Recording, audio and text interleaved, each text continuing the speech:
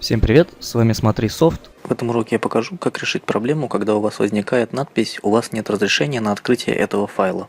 Так вот, когда я пытаюсь открыть файл, то мне пишет «Не удалось найти файл, файл не найден или заблокирован».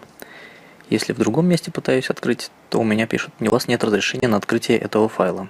Так вот, чтобы решить эту проблему, нажимаем правой кнопкой на файле, выбираем «Свойства», заходим во вкладку «Безопасность», нажимаем «Дополнительно», нажимаем «Продолжить».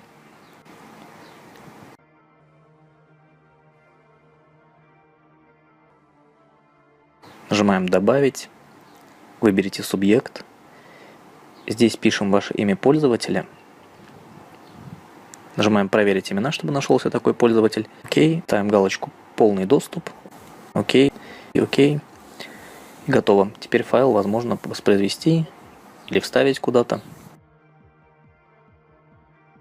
На этом все. Заходите на сайт смотрисофт.ру. Как видите, здесь уже есть новый видеоурок. Не забывайте подписываться на канал, чтобы смотреть новые видеоуроки. Если есть какие-то замечания, пожелания или вопросы к видео, оставляйте их в комментариях внизу. Всем спасибо, всем пока.